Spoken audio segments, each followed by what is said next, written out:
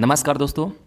आज के इस वीडियो में अपन एक ऐसा टॉपिक डिस्कस करने जा रहे हैं जो एग्ज़ाम की दृष्टि से सबसे ज़्यादा महत्वपूर्ण है। एक प्रश्न यहाँ से आएगा और मुझे पता है इस टॉपिक को आधे से ज़्यादा ने इग्नोर कर रखा है, और जिस चीज़ को इग्नोर कर रखा है यदि आपने उस टॉपिक को पढ़ लिया तो आप हज़ारों से अलग हो जाओगे। और पूरा वीडियो देखने के बाद आप खुद कहेंगे, ये मेरा आपसे वादा है कि अब यहाँ से अपन का कोई प्रश्न गलत हो ही नहीं सकता इस टॉपिक से। बस पूरा डेडिकेशन से 10 मिनट इस वीडियो को देख लेना।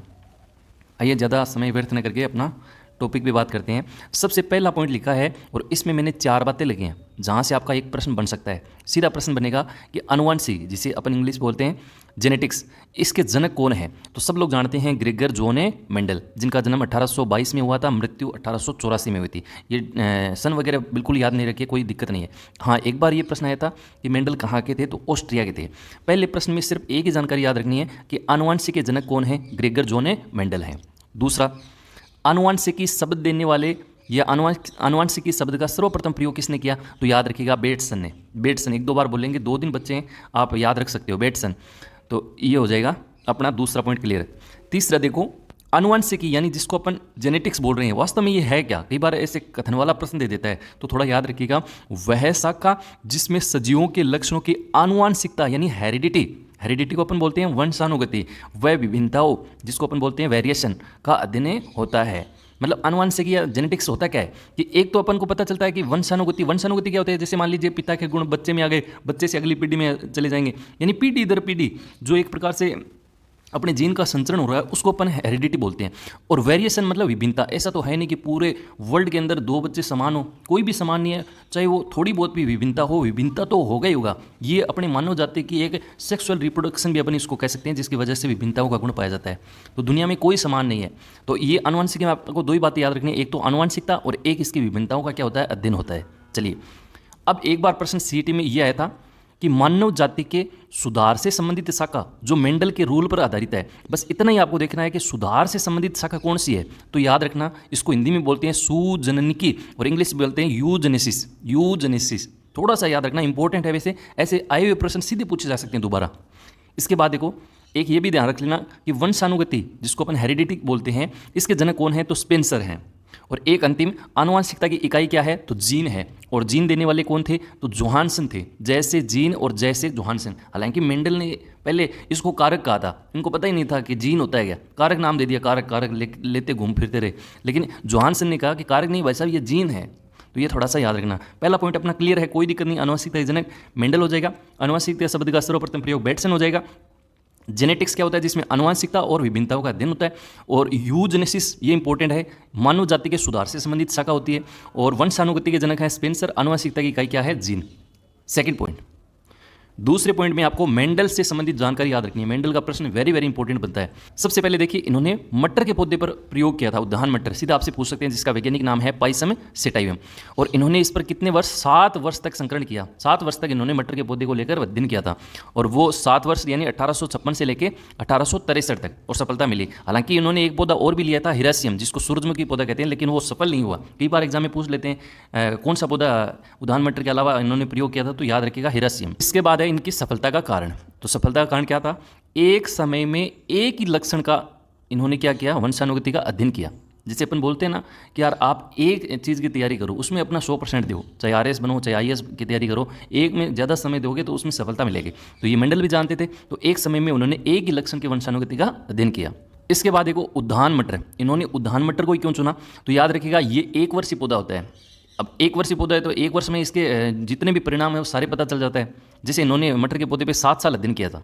तो कई पौधे ऐसे होते हैं जिनके 7-8 साल तक फूल ही नहीं आते। तो क्या मतलब है? तो याद रखिएगा, ये 1 वर्षीय पौधा होता है। इसका मतलब होता है कम समय में अधिक पीढ़ी अपने इससे जान सकते हैं। द्विलिंगी पुष्प का मतलब हो गया मेल भी है या फिर फीमेल भी है, पुंकेसर वगैरह है। तो इसका मतलब यह हो गया कि स्वपरागण भी अपन एक ही पौधे पर आसानी से करवा सकते हैं। विमपूषण, ये भी संभव था। विमपूषण जहाँ भी नाम आए ना, इसका मतलब कृत्रिम समझना, कृत्रिम परागण भी अपन इसको आसानी से करा सकते हैं। इसके बाद है 7 विपर्यासी लक्षण के जोड़े, यानी एक पौधे पे 7 विपरीत जोड़े भी बन रहे थे। जैसे पौधा लंबा है तो बोना भी होगा, है, फली का रंग हरा है तो इसका मतलब पीला भी हो सकता है। तो ये 7 लक्षण कौन कौन से थे, ये भी इंपॉर्टेंट है। अब इनको रटना नहीं है किसी भी प्रकार से। लास्ट में एक छोटी सी स्लाइड दिखाऊंगा जिससे ये सारी चीज़ें आपके दिमाग में हमेशा के लिए बैठ जाएंगी। सबसे पहले देखो, पादप की ऊंचाई। अब ऊंचाई का नाम आ गया तो सीधी सी बात है, या तो पौधा क्या होगा, लंबा होगा जिसको अपन कैपिटल टी कह सकते हैं, या फिर क्या होगा, बुनना होगा। अब जो लंबा है इसका मतलब वो क्या है, प्रभावी है। प्रभावी का मतलब आप ऐसे समझ सकते हैं कि अपने जो लक्षण है उनको प्रकट कर रहा है या अच्छा है, तो ये प्रभावी है, इसका मतलब क्या है, लंबा है, ठीक है। दूसरा है पादप की स्थिति। पादप की स्थिति क्या है, या तो क्या हो सकता है कक्षीय, या फिर क्या हो सकता है अग्रस्त। ये अपन नीचे डिस्कस करेंगे, पहले एक बार सारे पढ़ लेते हैं। तीसरा देखो फली की आकृति। अब मतलब जो फली लग रही है उसकी आकृति क्या हो सकती है, या तो फुली हुई या फिर क्या हो सकता है संकीर्ण।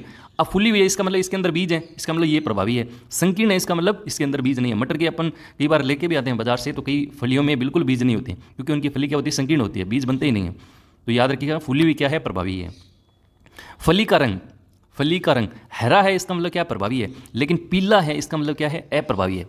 फली का रंग हरा है इसका मतलब अच्छा है। पुष्प का रंग यदि बैंगनी है इसका मतलब क्या है, प्रभावी है, और सफ़ेद आ रहे हैं इसका मतलब क्या है, वो अप्रभावी है। कईयों ने फूल देखे ही नहीं होंगे, मटर का पौधा भी नहीं देखा आपने, घर में मूंग का पौधा तो देखा होगा, मूंग के फूल भी कैसे आते हैं, बैंगनी कलर के आते हैं, तो बैंगनी है इसका मतलब अच्छा है, प्रभावी है। इसके बाद देखो बीज की आकृति। बीज की आकृति यदि गोल है इसका मतलब क्या है, प्रभावी है, और यदि झुर्रीदार है तो वो क्या है, अप्रभावी है।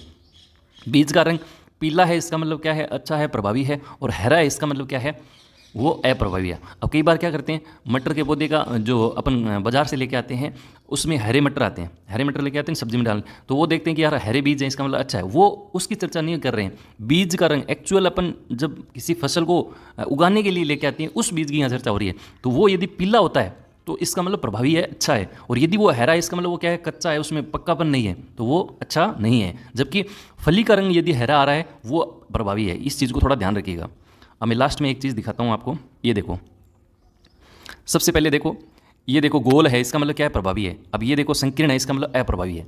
इसी प्रकार से ये देखो बीज का कलर, आप यूट्यूब पे भी देख सकते हो, गूगल पे भी डाल के देखना मटर का बीज कैसा होता है, तो यहाँ पे देखो पीला है इसका मतलब प्रभावी है, और यदि हरा उसमें बीज है तो वो अप्रभावी है।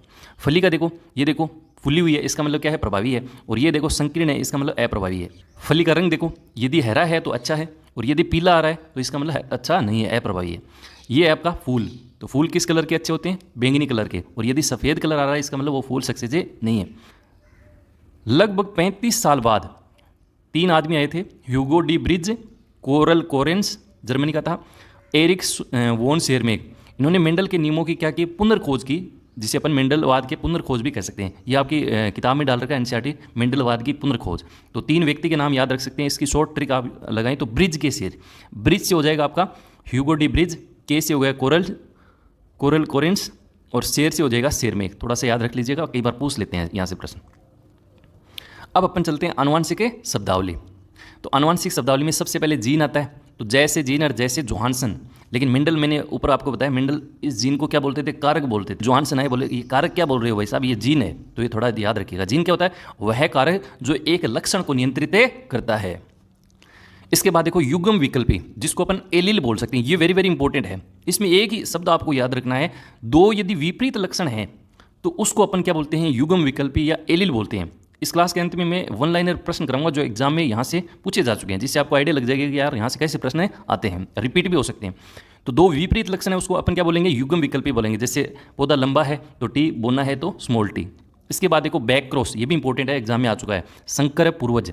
तो इसमें क्या होता है, F1 पीढ़ी का संकरण दोनों जनकों में से किसी एक के जनक के साथ अपन क्रॉस करवाते हैं, उसको अपन बोलते हैं बैक क्रॉस। जैसे ये कैपिटल टी है, दोनों कैपिटल टी है, इसका मतलब क्या है, शुद्ध लंबा पौधा है, और एक है स्मॉल टी, इसको अपन जनक बोलते हैं। मतलब ये एक प्रकार से एक संकरण करवाने के लिए ये एक मूल अवस्था होती है, जिसमें एक तो होता है शुद्ध, अपन लंबा बोल सकते हैं, एक क्या है शुद्ध बोना। दोनों टी हैं, इसका मतलब शुद्ध तो है लेकिन बोना है। अब इनके अगर अपन संकरण करवाएंगे तो यहाँ से टी निकलेगा और यहाँ से स्मॉल टी आएगा, चाहे कैसे भी संकरण करवा लो, ये टी ले लो, चाहे इधर वाले से ये टी ले लो, आएगा यही, एक कैपिटल टी आएगा, एक स्मॉल टी आएगा। तो ये जो चीज़ें आ रही हैं उसको बोलते हैं अपन F1 पीढ़ी। और ये क्या कर रहा है, यदि F1 पीढ़ी का संकरण, ये दोनों जनक हो गए और इन जनकों में से वापस किसी एक के साथ अपन क्रॉस करवा रहे हैं, उसको अपन बोलते हैं बैक क्रॉस। आपको तो सिर्फ इतना ही याद रखना है कि F1 पीढ़ी का संकरण जो है वो दोनों जनकों में से किसी एक के साथ करवाते हैं, तो उसको बोलते हैं बैक क्रॉस या संकर पूर्वज। F1PD क्या होती है? तो मैंने ये F1PD लिखा है, इस लिखे हुए इससे समझ आ रहा है कि जनकों के संकरण से प्राप्त प्रथम पीढ़ी जो होती है उसको अपन F1PD बोलते हैं। और F2PD का मतलब हो गया, इसका मतलब F2 लिखा है, इसका मतलब एक पीढ़ी और होगी, उसको अपन क्या बोलेंगे? F2PD। तो याद रखिएगा F1PD के संकरण से प्राप्त जो पीढ़ी आएगी, यानी F1PD जो है इसका अपन इसके साथ ही संकरण करवाएंगे, उससे एक नई पीढ़ी बनेगी, उसको अपन F2PD बोलेंगे। लेकिन ये इतना ज़्यादा महत्वपूर्ण नहीं है। इसके बाद देखो जनक। जनक क्या होते हैं? तो शुरुआत में मैंने ये देखो 2 जनक लिए थे, तो ये क्या है? संतति प्राप्त करने के लिए लिए गए पौधे हैं। देखो नेक्स्ट है समयुग्मजी और एक है विषमयुग्मजी। कोई इसमें रटने की जरूरत नहीं है, नाम से पता लग रहा है। सम का मतलब क्या होगा? समान होगा, यानी 2 युग्म विकल्पी, यानी ऊपर अपन ने 2 एलील पढ़े थे, यदि वो समान है, जैसे कैपिटल टीटी है या स्मॉल टीटी है, तो उसको तो अपन बोलते हैं समयुग्मजी। और विषमयुग्मजी किसको बोलेंगे? यदि वो एलील विपरीत हैं तो उसको अपन विषमयुग्म। इसमें कोई रटने की जरूरत नहीं, यहाँ से प्रश्न भी नहीं आता है। एक देखो जीन प्रारूप होता है और एक होता है लक्षण प्रारूप। जिस जीन प्रारूप को अपन जीनोटाइप बोलते हैं और लक्षण प्रारूप को अपन फिनोटाइप बोलते हैं। इसमें रटने की कतई जरूरत नहीं है, एक ही शब्द याद रखना है। लक्षण प्रारूप अपन बोलते हैं ना कि यार तेरा लक्षण ही माड़ा है, इसका मतलब बाहर से जो चीज़ें दिख रही हैं उसको तो अपन बोलते हैं फिनोटाइप या लक्षण प्रारूप। लेकिन बाहर से चीज़ें दिखने वाली पता नहीं लगता भाई सब, एक्चुअल स्थिति का पता नहीं लगता। एक्चुअल स्थिति का पता तब लगता है जब आनुवंशिक संरचना का पता हमें चले। तो जिस शब्द में आनुवंशिक संरचना जुड़ा होता है उसको अपन बोलते हैं जीन प्रारूप, जीनोटाइप। तो याद रखिएगा, कोई रटने की जरूरत है। जीन प्रारूप का मतलब आनुवंशिक संरचना और लक्षण प्रारूप यानी बाहरी संरचना। चलिए आगे।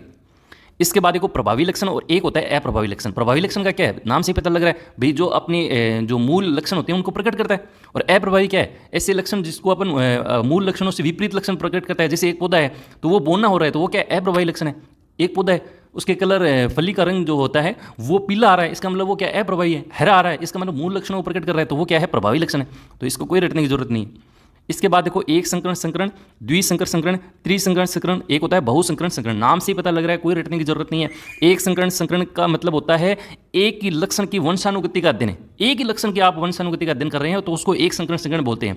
द्विसंकरण संकरण का मतलब हो गया 2 लक्षण, त्रि का हो गया 3, और बहु का मतलब हो गया कई लक्षणों को एक साथ अपन संकरण कर रहे हैं तो उसको बहुलक्षण संकरण कर दिया। तो इसमें कोई रटने की जरूरत नहीं है, छोड़ो इसको। और लास्ट है शब्दावली में एक टेस्ट क्रॉस होता है। इसमें क्या होता है? F1PD का संकरण यदि अप्रभावी से आप करवाते हैं उसको बोलते हैं टेस्ट क्रॉस, लेकिन बैक क्रॉस ज़्यादा इंपॉर्टेंट है, इसमें याद रखिएगा। अब अपन चलते हैं अपने चौथे पॉइंट पे। चौथा पॉइंट है कि मेंडल की वंशानुगति के कितने नियम दिए थे? सीधा प्रश्न आ सकता है 3 नियम। 3 नियम कौन कौन से थे? याद रखिएगा, प्रभाविकता का नियम, दूसरा है पृथक्करण का नियम, और तीसरा है स्वतंत्र अपव्यूहन का नियम। देखो 2 तो पैसे ही बन रहे हैं, पैसे प्रभाविकता, पैसे पृथक्करण, एक आप याद रख लेना। लेकिन उससे भी ज़्यादा महत्वपूर्ण प्रश्न आता है एक संकरण संकरण पर आधारित कौन से नियम है? तो याद रखिएगा ऊपर वाले दोनों जो हैं वो मोनोहाइब्रिड संकरण है, यानी एक संकरण संकरण है। एक संकरण संकरण का मतलब क्या होता है वो सब लोग जानते हैं। द्विसंकरण संकरण का उदाहरण कौन सा है? तो याद रखिएगा मेंडल का तीसरा नियम, जिसको अपन स्वतंत्र अपव्यूहन का नियम बोलते हैं। तो इन नियमों से किसी पौधे की संरचना का पता चलेगा। अब संरचना बाहरी है तो उसको अपन बोलते हैं लक्षण प्रारूप या फिनोटाइप, और यदि आंतरिक संरचना का पता चल रहा है तो उसको बोलते हैं जीन प्रारूप। तो एक संकरण संकरण पर आधारित F2PD का लक्षण प्रारूप जो है वो है 3:1, यानी 2 लक्षण। और जीन प्रारूप में कितने? 1, 2, 3, टोटल कितने? 3। और अनुपात क्या है? 1:2:1। ये इंपॉर्टेंट है क्योंकि ये क्या है? जीन प्रारूप है, जीनोटाइप है, आंतरिक संरचना का पता चल रहा है, आनुवंशिक संरचना का पता चल रहा है, तो ये ज़्यादा पूछा जाता है। अब देखो जैसे ही अपन द्विसंकर संकरण का पढ़ेंगे तो इसका मतलब सीधा आपके दिमाग में आना चाहिए कि मेंडल का तीसरा नियम यूज हो रहा है, और उसमें अनुपात कैसे निकालेंगे? जैसे लक्षण प्रारूप का अनुपात भी निकलेगा तो यहाँ 2 है तो वहाँ स्क्वायर हो जाएगा, 4 हो जाएगा, और यहाँ जीन प्रारूप में 3 बन रहे हैं तो वहाँ 3 के स्क्वायर फॉर्म में आ जाएंगे 9। कोई रटने की जरूरत नहीं है, 2 है तो 4 होगा, 3 है तो कितने हो जाएंगे? 9। तो इनमें भी देख लेते हैं। एक होता है फिनोटाइप जिसको अपन बाहरी लक्षण बोल सकते हैं, तो उसका बनता है 9:3:3:1। देखिए कुछ भी नहीं है, 3:1 था, इसके 9:3 और लगाना है बस। और जीन प्रारूप ये इंपॉर्टेंट है, तो इसमें देखिएगा सीधा याद रख सकते हैं 122, 412, 121, ऐसे याद नहीं रहे तो देखो 12 का डबल कितना हो गया? 24, और इधर 12 का डबल भी कितना होता है? 24, तो लास्ट में 1 लगाना है। ऐसे कैसे भी करके इसको थोड़ा सा लिंक कर लेना। टोटल कितने? ये 9 है, और ऊपर कितना था? 3 था, 3 का स्क्वायर 9 हो गया। तो ये अपना मेंडल के नियम भी कंप्लीट है, ये चैप्टर कंप्लीट हो गया। अब अपन आए हुए प्रश्नों को 1 लाइनर के रूप में देख लेते हैं। जैसे प्रश्न आता है मानव में कितने गुणसूत्र होते हैं? तो याद रखिएगा 46, यानी 23 जोड़ी अपन इसको बोल सकते हैं, क्योंकि एक जोड़ी में 2 होते हैं तो 23 में 46 हो गए। दूसरा देखो एक संकर संकरण पर आधारित F2PD में कितने जीनोटाइप बनते हैं? अब जीनोटाइप पूछा है तो याद रखिएगा 3, और यदि इस प्रश्न में फिनोटाइप पूछता यानी लक्षण प्रारूप पूछता तो 2, 3:1। तो ऐसे प्रश्न आते हैं। एक प्रश्न ये भी आया हुआ है कि मेंडल ने कितने विप्रियासी लक्षणों के जोड़े बनाए थे? तो याद रखिएगा 7 विप्रियासी लक्षणों के जोड़े प्रयोग के लिए चुने थे, ये CT में आया था। इसके बाद देखो F1PD का संकरण किसी एक जनक के साथ करवाते हैं तो उससे क्या बोला जाता है? तो मैंने कहा था बैक क्रॉस बोला जाता है। इंपॉर्टेंट है ये, आया हुआ प्रश्न है, संकर पूर्वज संकरण। इसके बाद एक प्रश्न ये भी आया हुआ है कि जीन संकल्पना जो है वो मेंडल के किस नियम से पुष्टि होती है? तो याद रखिएगा पै से पृथक्करण का नियम। इसके बाद देखो अगला, ये बहुत ज़्यादा इंपॉर्टेंट है, 2-3 बार रिपीट हो चुका है। जीन जो विपरीत लक्षणों के संकेतक है, जहां विपरीत लक्षण आ जाए ना, वहां आंख बंद करके आपको एलिल उत्तर करना है। लिंग निर्धारण विधि क्या है? तो इसमें फीमेल के XX आते हैं और मेल के कितने होते हैं? XY। इन दोनों को अपन लिंग निर्धारण विधि बोल सकते हैं। और लिंग निर्धारण कौन से गुणसूत्र से होता है? तो याद रखिएगा XY से, क्योंकि इसके लिए पिता ही जिम्मेदार होता है। जैसे प्रश्न आ जाए आपके कि एक लड़के के लिए लड़के के जन्म के लिए कौन जिम्मेदार होता है, माता या पिता? तो याद रखिएगा पिता होता है, क्योंकि पिता में कौन से गुणसूत्र होते हैं? XY।